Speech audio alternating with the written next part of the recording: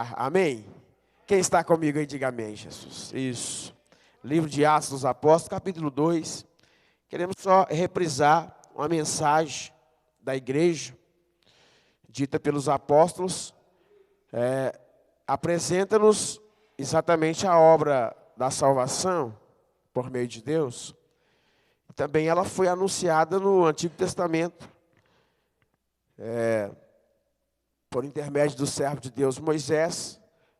E obviamente Deus sempre ratificou. Ratificar é confirmar, né? E retificar é consertar. Então, na realidade, Deus ratificou, né? Através dos profetas, essa aliança. Aí chega no ápice, no ponto mais alto da revelação do Deus poderoso, aonde? Em Jesus, seu Filho, né? Então, nós só queremos, na realidade, exortar-nos da fé de Cristo, ou em Cristo, para que você nunca deixe de dar glória, né? Para que você nunca deixe de adorar a Ele. Livro de Atos dos Apóstolos, capítulo 2, a partir do seu versículo 22, localiza aí o 22, o 23, o 24.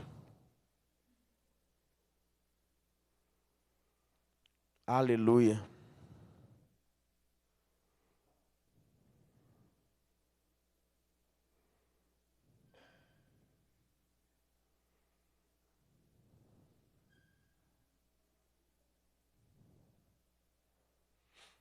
Diz assim a palavra do Senhor, Atos 2, versículo 22 ao 24.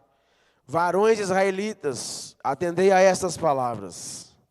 Jesus, o Nazareno, varão aprovado por Deus diante de vós, com milagres, prodígios e sinais, os quais o próprio Deus realizou por intermédio dele entre vós. Como vós mesmos sabeis, sendo este entregue pelo determinado desígnio e presciência de Deus, vós o matastes, crucificando-o por mãos de iníquos, ao qual, porém, Deus ressuscitou, rompendo os grilhões da morte, porquanto não era possível fosse ele retido por ela. Amém? Jesus está vivo ou não? Oh, glória! Pode assentar então. Aleluia. Vamos aplaudir a ele então, que ele é um Deus vivo.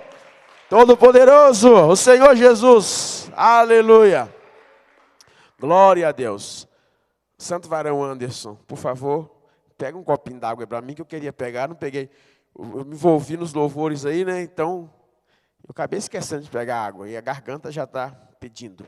Irmãos, aqui é só um lembrete, nós estamos fazendo o que os apóstolos faziam às igrejas, eles vinham relembrar, ou fazer os irmãos trazer à memória sempre que o Senhor Jesus tinha dito ou tinha ensinado.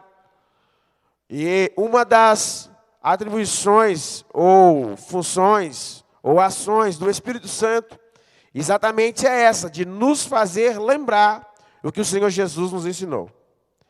O Espírito Santo que está em nós, e age em nós e através de nós. E outro dia ouvimos o pastor Marco Túlio pregar, e apesar de nós, né?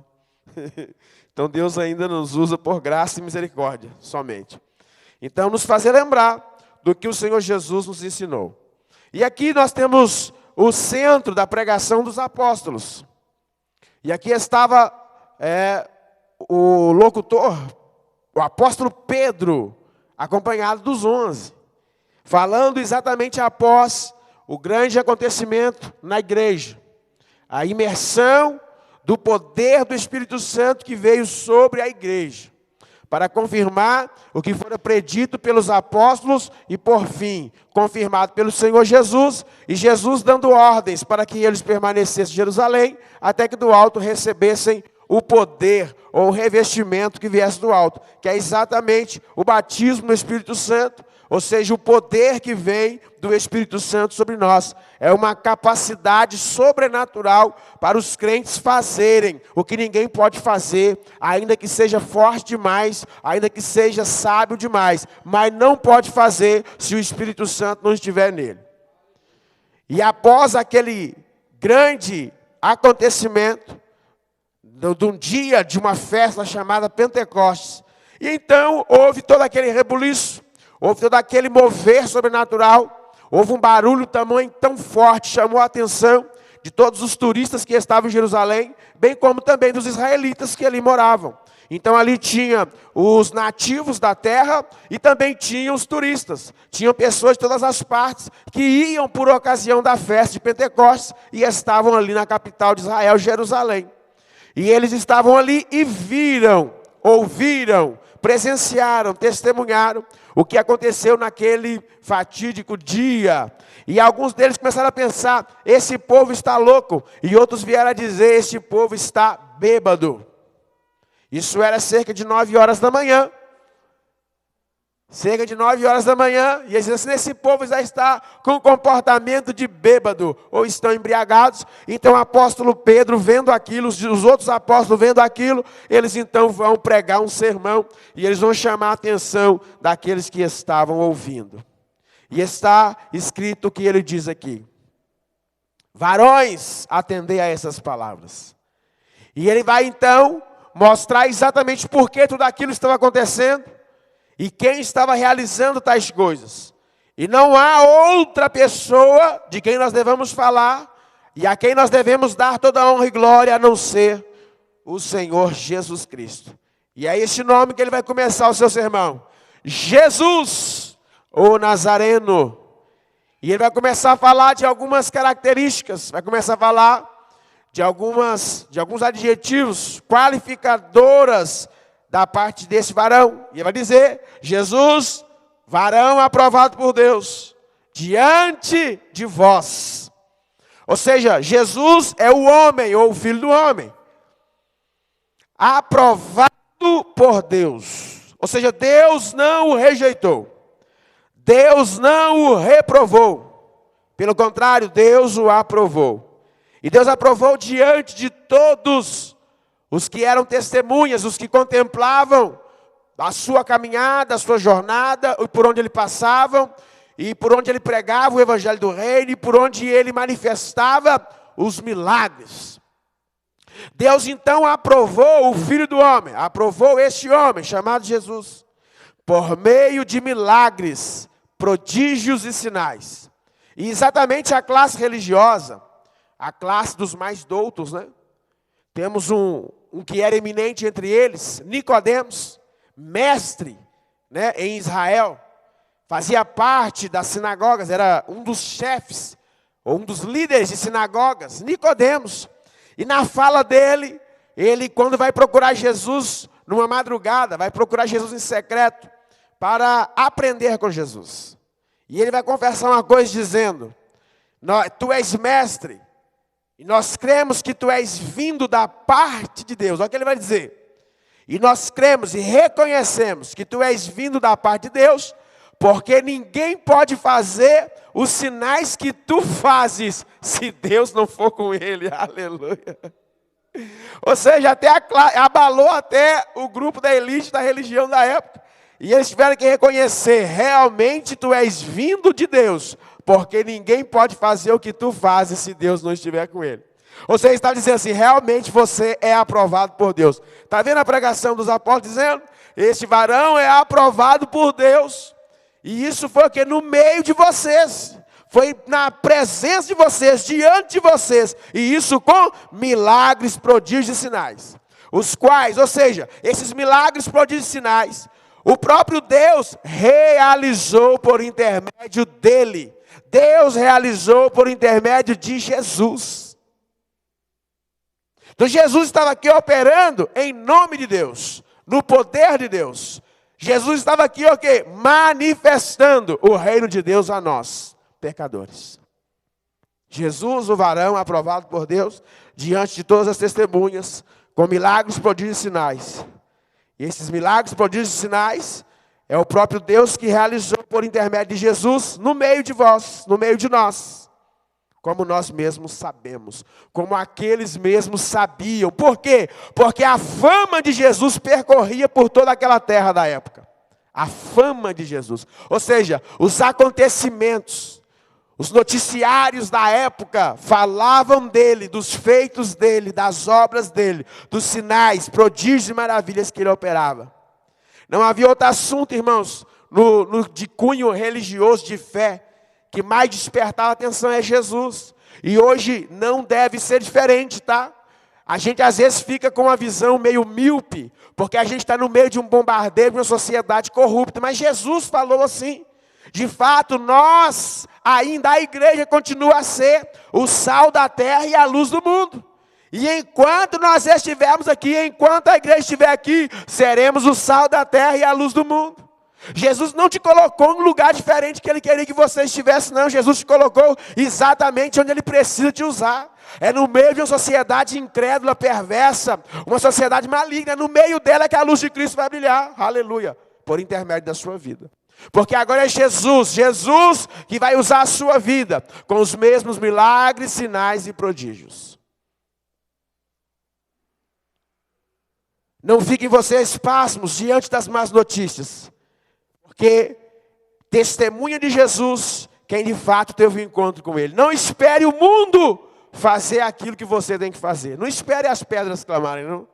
É você que tem boca e que crê nesse Deus Todo-Poderoso. Nós lemos no Salmo 27, no abrir do culto.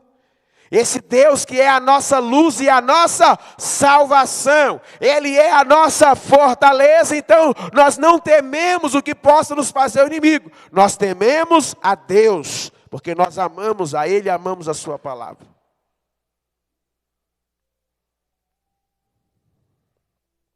Mas diz que no meio, ou as pessoas que contemplaram os sinais, que viram, que testemunharam a aprovação de Jesus por Deus, já visto que ninguém poderia fazer o que ele fizesse, ou fazia, se Deus não estivesse com ele. Ainda que houvesse acusação, dizendo, não, este aí opera por poder de Beelzebu, e por aí vai. Tentaram impor ou denominar Jesus como endemoniado, né? E Jesus não se importou com isso. Jesus fez a obra. E às vezes nós ficamos chateados porque só falam mal de nós, né? Não. Se tivermos de sofrer por amor de Cristo, devemos ser bem-aventurados. Aleluia. Devemos nos regozijar se nós sofrermos por nome dEle, por amor a Ele. Diz então que, sendo o próprio Jesus entregue pelo determinado desígnio e presciência de Deus, ou seja, Deus já tinha conhecimento, tanto é que Ele predisse na boca dos profetas. Ou seja, determinado desígnio é a autorização de Deus. Era plano de Deus e Deus assim o quis fazer. Na profecia de Isaías, nós vamos ver Deus falando na boca do profeta exatamente como aconteceria com o sacrifício do cordeiro. De tomar o nosso lugar, agradou Deus moer esse cordeiro que era o seu filho. Então, mas diz que exatamente essa gente, ou este povo que viu, testemunhou os milagres de Jesus, foi essa mesma gente que o matou. Pessoas que ouviram falar dele, que viram ele operar, porém não acreditaram nele, não o receberam como Deus da sua salvação. Então diz que essa mesma gente o matou. Vocês o mataram, crucificando-o por mãos de iníquos. As mãos que o mataram foi por consentimento do povo, porque o povo pediu a morte dele. Crucifiquem a Jesus e soltem o bandido. Isso se repete, né, na história. Porque nós, seres humanos caídos, dependemos da graça de Deus, a gente só tende para o mal. A nossa tendência é só para baixo. Até brinquei com os irmãos na porta do culto. Nós temos uma tendência de puxar para baixo, né? Porque isso nos fala da nossa natureza caída e pecaminosa, distante da glória de Deus. É assim, o povo, nós, o ser humano de si mesmo, ele só pode o quê? Pecar. De si mesmo ele só pode fazer o que é mal. De si mesmo ele só pode pedir condenação ou inverter o valor daquilo que é certo para o que é errado. Ele só pode pedir então que morra o justo e que se solte o errado. É assim mesmo. Se nós não tivermos o Espírito Santo em nós, nós também hoje estaríamos fazendo a iniquidade que os iníquos praticam. Porém, nós fomos comprados por bom preço. Por isso nós glorificamos a Deus com a nossa vida. Porque não fomos comprados nem com ouro, nem prata, ainda que são muito preciosos. Porém, o que nos comprou é um preço superior a qualquer riqueza dessa terra, que é o sangue de Jesus Cristo, que nos limpou, que nos purifica de todo o pecado. Por isso nós então glorificamos o nosso corpo. Por isso nós glorificamos com a nossa vida, mas se não fosse o Espírito Santo em nós, nós também pediríamos a morte do Filho de Deus. E essa é a pregação. Exatamente o povo que o matou, crucificando na mão dos iníquos. Porém Deus ressuscitou, arrebentando as cadeias da morte, porque a morte não podia deter o dono e o autor da vida, que é o Senhor Jesus. Quando ele diz em João 8, eu sou a vida. Ele declara que é a vida. Se ele é a vida, ele entra na morte para provar mais uma vez que ele tem poder sobre a morte. Nem a morte pôde reter o Filho de Deus lá no sepulcro. Nem a morte pôde condenar Jesus ao inferno. Ainda que o escritor na Nova Aliança escreve que ele esteve nas regiões mais baixas e pregou aos que viveram na antiga aliança, anunciando o evangelho, o inferno não pôde reter o nosso Senhor Jesus. Sabe por quê? Porque inferno é lugar de pecador. Em Jesus não se achou um sequer pecado. Ele viveu santo, morreu santo. Por isso o inferno não pôde retê-lo, a morte não pôde retê-lo. Ele ressuscitou e está vivo para sempre. A glória seja dada a Ele hoje e eternamente. É dele que nós falamos. Por isso nós glorificamos. Portanto, não era possível, está vendo? Era impossível que Jesus fosse retido pela morte. Impossível. Na antiga aliança o Senhor já falava, quando Ele comunica ao povo ainda no Monte Sinai. E depois Moisés faz-lhe lembrar o que Deus lhes falou. E Moisés vai indagar o povo, olha, veja aí. Se algum povo ouviu falar a voz de algum Deus no meio do fogo, como tu a ouviste, dizendo ao povo de Israel. Vasculhe sobre a terra, estude e veja se algum povo ouviu falar a voz de algum Deus como vocês ouviram e ficar vivo. O povo ouviu a voz de Deus lá no Monte Sinai. Ele diz ainda mais, ou se um Deus intentou ir tomar para si um povo do meio de outro povo. Deus foi lá no meio do Egito e tirou o seu povo de lá. Olha se algum Deus fez isso com um povo. De tirar um povo do meio de outro povo com provas, com sinais, com milagres, com peleja e com mão poderosa. E com braço estendido, e com grandes espantos, segundo tudo quanto o Senhor, vosso Deus, vos fez no Egito aos vossos olhos. Está vendo? O evangelho já era pregado lá, ainda quando o povo estava caminhando agora, peregrinando pelo deserto. Deus falando o evangelho. Só que agora nos fala por meio de Jesus, o que nós lemos a pregação dos apóstolos.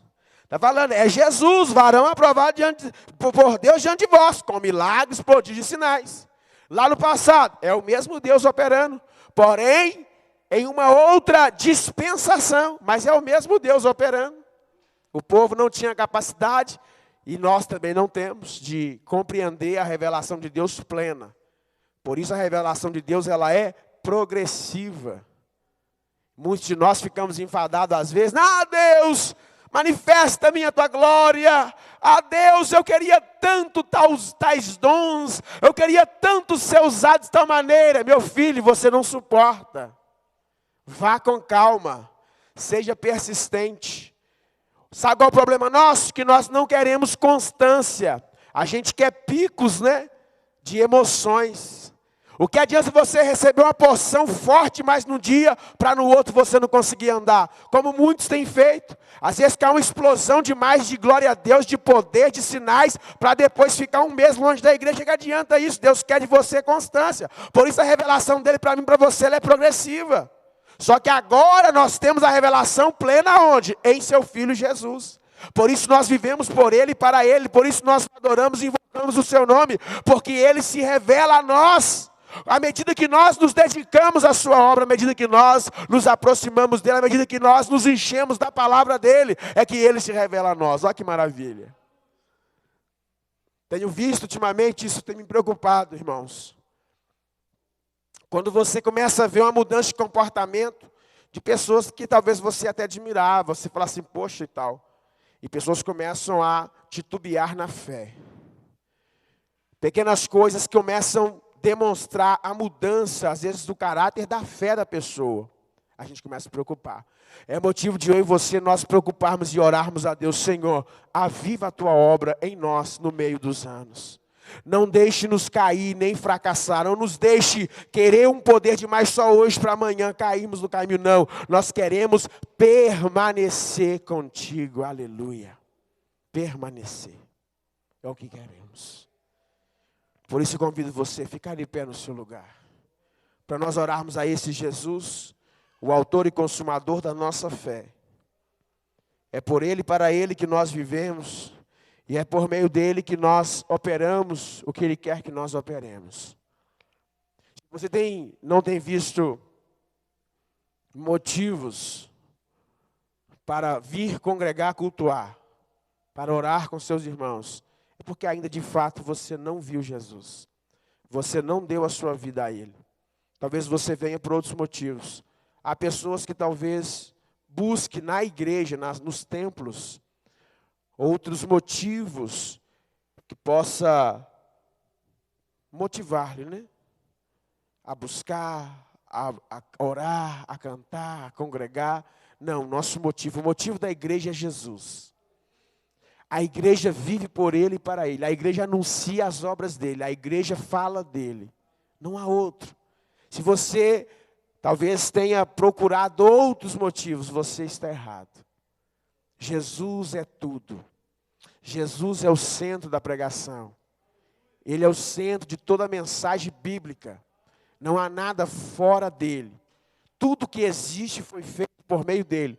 E nada que se fez foi feito sem ele. Isso é de a gente pensar e refletir. Por isso, quando a gente está na igreja, ainda que seja com provas, com lutas, perseguições, a gente chega, é abrir a boca, glorificar, é cantar, é o seu melhor. Irmãos, ainda que nós estejamos sufocados de tanto problema, mas não é isso que nos afasta dele. Não são as angústias, não são as provações, diz o apóstolo Paulo na carta aos Romanos. Não é nada disso que nos afastará do amor de Deus que está em Cristo Jesus, nosso Senhor. Por isso, quando nós chegamos na igreja, você tem que dar o seu melhor. Ainda que as suas lágrimas sejam o melhor que você tem para dar. Mas dê a Ele, somente a Ele.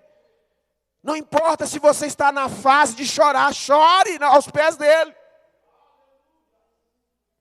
E se você está no momento de comemorar, então cante louvores a Ele. Mas faça tudo para Ele. O problema é que a gente quer comover a carne, a gente quer comover as pessoas, talvez com a nossa história triste. Mas ninguém vai te salvar. É só Jesus. E se você realmente não glorifica, é porque você ainda não sentiu o poder da salvação dele na sua vida. Mas nós declaramos, o Senhor é a minha luz e a minha salvação. De quem eu terei medo? De ninguém, irmão, se você é salvo. Aleluia! Que seja o motivo do seu cântico ou do seu choro. Jesus Cristo, aleluia! Dê a sua adoração a Ele. Aleluia! Senhor Deus Pai, estamos diante de Ti em temor, tremor, ó Pai, pregando a Tua palavra e anunciando a Cristo, ó Deus, varão aprovado pelo Senhor, diante de todas as pessoas, por meio de milagres, sinais e prodígios. Essa é a salvação que o Senhor nos enviaste, ainda que nós, na nossa iniquidade e pecado, ó Deus, prefiguramos ou anunciamos a morte dele, preferindo, ó Deus, as coisas erradas, ó Pai, mas assim mesmo ele se entregou, é a sua revelação, é a sua declaração de amor, e aqui nós estamos hoje porque fomos alcançados por Tua graça, fomos alcançados pelo Teu amor, ó Pai, aqui estamos para Te glorificar e Te servir, que o Senhor ache em nós, ó Deus, verdadeiros adoradores, aqueles que Te adoram por tudo que Tu és, ó Pai, nós não viemos aqui buscar outra motivação, senão o Senhor Jesus, ó Pai, se assim alguém ainda pensa no meio de nós, ó Deus, venha com Teu fogo santo e purifica-nos, ó Deus, queima a nossa iniquidade, a nossa carnalidade, queima o nosso materialismo, Senhor, nos santifica para Ti, ó Deus, nós Te pedimos nessa noite, nessa hora, nós buscamos o Senhor nesta hora, para que em nós haja essa consciência e o temor do Senhor, que é o princípio da sabedoria, meu Deus, que o Senhor cubra-nos com a Tua mão poderosa, ó Deus, e haja em nós o verdadeiro milagre, o Senhor já fez, é de nos salvar, perdoar os nossos pecados, purificar as nossas vestimentas e escrever o nosso nome no livro da vida, que o Senhor nos abençoe e prospere a Tua obra nas nossas vidas, em nome de Jesus. Nós oramos por aqueles que estão hoje enfermos, carnalmente ou espiritualmente, aqueles que estão se abatendo ou se entregando na fé. Senhor, envia o socorro é a igreja, ó Pai, que nós não possamos desligar, possamos estar unidos no Senhor, para fazer a obra do Senhor. Assim nós queremos Te glorificar e entregamos tudo a Ti, para a glória do Teu nome, em nome de Jesus. Oramos e agradecemos. Leve-nos em paz aos nossos lares, em proteção e segurança. Dando-nos uma boa noite, continue com a Tua obra em nós. Ao longo dessa semana, abençoe-nos os nossos ensaios, nossas reuniões, os nossos cultos, em nome de Jesus. Preserve a Tua igreja, Senhor Santa. Preserve a Tua igreja, Senhor, lavando as vestes do sangue do Cordeiro. Preserve a Tua igreja, Senhor, operosa, ó Deus, na força, na ação do Espírito Santo, em nome do Senhor Jesus. O grande amor de Deus, o Pai, a graça de Jesus Cristo, nosso Senhor e Salvador, que a doce comunhão e consolação do Espírito Santo que reine sobre vós. Que todo o povo de Deus diz, amém. Deus te abençoe e te guarde, e em paz, no nome de Jesus.